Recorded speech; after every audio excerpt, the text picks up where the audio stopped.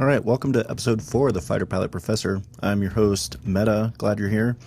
And today we're going to talk about why the Japanese attacked the United States at Pearl Harbor, and also a little bit about how to deal with failure on your way to success. I hope you enjoy.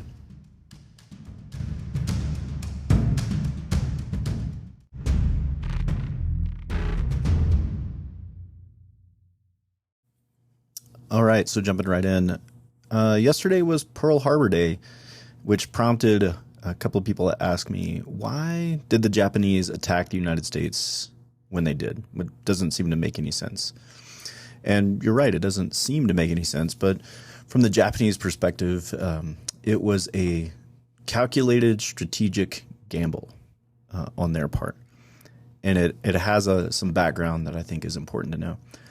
So the background to the Japanese attack is directly related to the Japanese imperial experience, and that is to say that in the early 1900s, in the decades leading up to the outbreak of World War II, the Japanese rapidly industrialized their society. So from the beginning in the 1800s, when when the Western world primarily was industrializing, the United States included, the Japanese saw pretty quickly that they needed to follow suit, and they did. They very rapidly industrialized their society. If you've seen the Tom Cruise movie The Last Samurai, you see some of the early internal conflict that this rapid industrialization creates.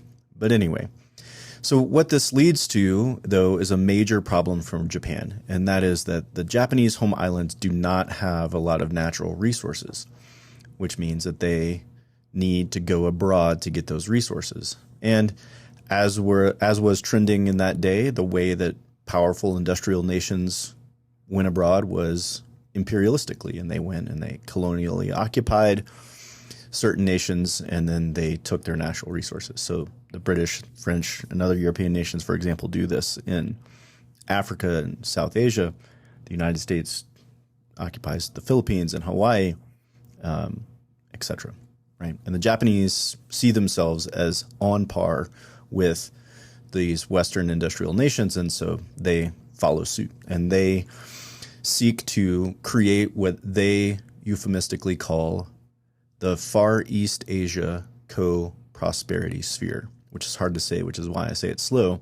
I'm sure it's better to say in Japanese. But what this essentially means is Japan is desired to establish themselves as the regional imperial power in East Asia. And that's what they set out to do in order to get these resources. So it begins with the invasion and occupation of Korea for the Japanese, and then eventually they expand into Manchuria, and then beyond that into the bulk of China. And this imperial invasion and occupation of China in the 30s leads the United States to enact a oil embargo against the Japanese. And that's a big problem for the Japanese because the United States is one of the largest suppliers of oil to Japan. And so this starts to build tension between the Japanese and the United States. From the Japanese perspective, they look out in the Pacific and they see the South China Sea, a place that we've discussed already several times in this podcast, as the number one place to go and get natural resources. So things like oil and such can be found in places like the Philippines. They've already occupied China, so they're getting things like iron and coal, etc., rice from the Chinese.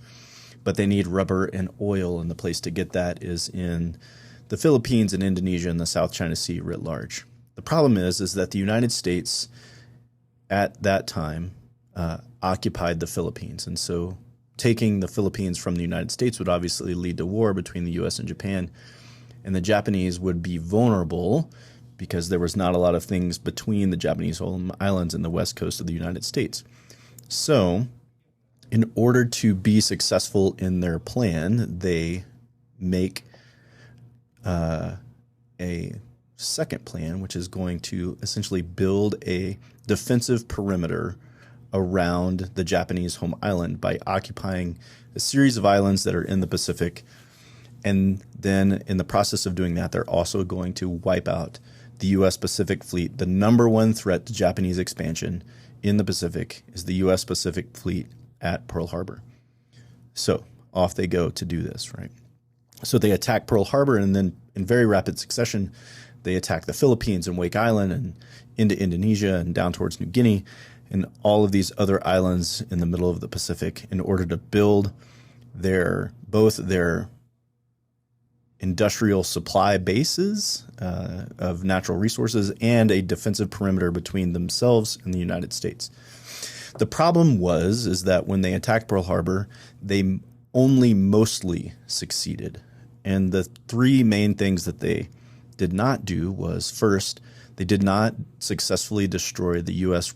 ship repair facilities and dry docks at Pearl Harbor. The second thing was they did not successfully destroy all the oil and fuel supplies at Pearl Harbor. And then finally, they did not destroy the American carrier fleet because it was not at Pearl Harbor at the time.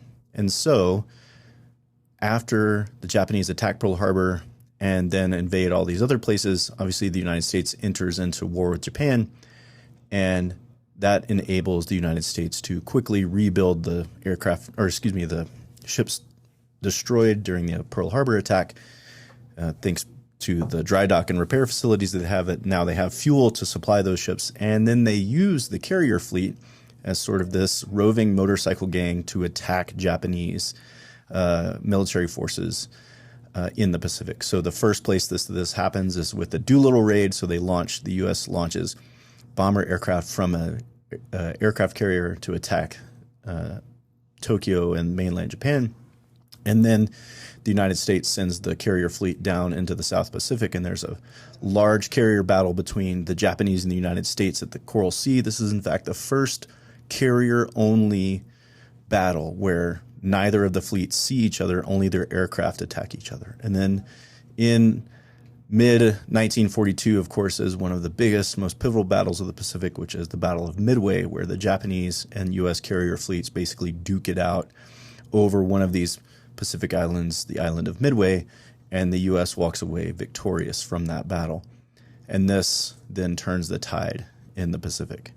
So why did the Japanese attack the United States at Pearl Harbor?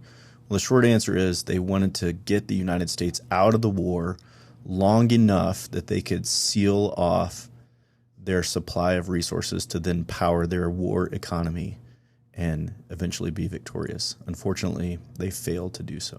So there you go. Now you know why the Japanese did what they did on Pearl Harbor Day.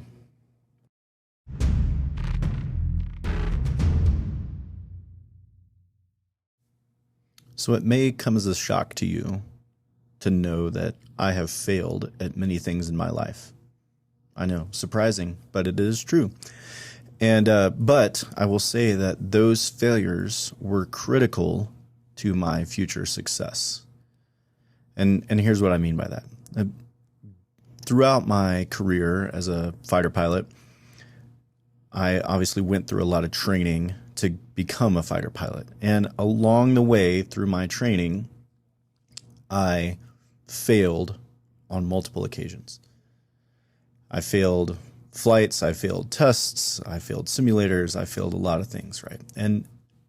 And because I failed those things, though, it ultimately made me successful in being the fighter pilot that I became in my career.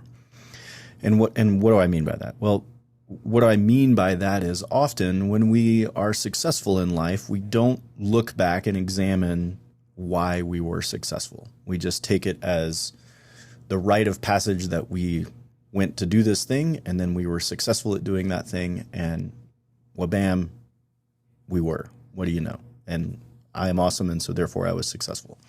However, when we fail, we tend to take the opposite approach of like, man, why did I fail? And we go back and we examine why we failed very carefully. And we pick apart all of the decisions that we made along the way to understand why we failed. And then the next time when we come back and engage in that failure, in that event, be it a flight in my case or something like that, then we are better prepared to engage in that thing, right?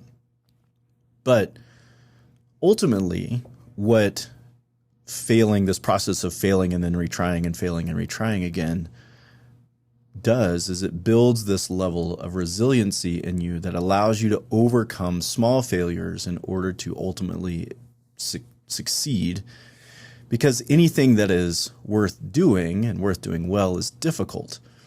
And so that difficulty means that I have to be able to persevere through hardship and through failure, frankly. And I have to be able to see the long-term goal in order to be successful and overcome the short-term obstacles that are between me and my long-term goal. And so those little failures along the way make me resilient enough to be able to ultimately succeed in the path that I'm traveling. What happens a lot of times that I've experienced is people in my business, people that are pilots, fighter pilots especially, are super driven, successful people. And in a lot of cases, they get to where they are in life without ever actually having failed at very many things because they are so capable. They are such capable people. So they go through high school and they make straight A's, and they go to college and they make straight A's, and they finish at the top of their class, and they go to pilot training, and et cetera, et cetera, et cetera. And they finish at the top of their class. And then at some point in their life, they have a failure, a small one, and it just derails the whole show after that. And that's unfortunate because, these are super hyper successful people, and this one little failure prevents them from ultimately achieving their goal. So what I'd say to you is, along the way in your journey of whatever it is that you're going to do, you're going to encounter some failures, and that's okay. I've heard, for example, Jocko Willink, a famous Navy SEAL who's written a lot of books and has got podcasts like me, etc. And he says, hey, I respond with good when things are bad. And it's the same idea that hey, when something is hard, it's ultimately, hopefully, for my good because I'm building the ability to succeed in the future. So for those of you that are struggling right now, I hope that you understand that these struggles are not the end, but they're building you towards your future. So I'd encourage you to just keep your eyes on your goals and work through those failures in order to build yourself towards it. All right. Thanks. Hope you enjoyed it, and keep shooting me your questions.